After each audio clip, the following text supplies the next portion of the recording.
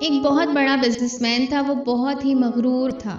وہ غریب کو کبھی بھی انسان نہیں سمجھتا تھا۔ جو اس کے پاس امپلائیز یعنی ملازم تھے وہ اس سے بہت زیادہ پریشان تھے۔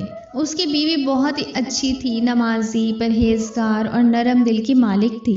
وہ اپنی طرف سے پوری کوشش کرتی تھی کہ اس کی وجہ سے اس کے شوہر کو کوئی پریشانی نہ ہو، لیکن اس آدمی کو خوش کرنا ناممکن تھا۔ اس کی بیوی اسے بہت سمجھاتی کہ آپ اپنے آپ کو بدلیں، اپنے رویے میں نرمی اختیار کریں، اپنا تعلق اللہ سے جوڑیں، نماز پڑھیں، خدمت خلق میں مصروف رہیں، لیکن وہ اس کو کہتا کہ میرے پاس اللہ کا دیا سب کچھ ہے اور مجھے یہ سب اللہ تعالیٰ نے دیا ہے، مجھے دعا اور نماز کی کیا ضرورت؟ اس کی ان باتوں سے اس کی بیوی بہت خوفزدہ ہو جاتی تھی۔ اس کی بیوی تہجد میں دعائیں مانگتی تھی کہ اے میرے اللہ، اے میرے پیارے اللہ، میرے شوہر کو ہدایت دے، وہ بھٹک گیا ہے تیرے راستے سے۔ ایک صبح دونوں میاں بیوی ناشتے میں مصروف تھے کہ اچانک اس کے شوہر کو آفس سے کال آئی کہ اس کے آفس میں آگ لگ گئی ہے، جس کی وجہ سے سارا آفس جل گیا ہے۔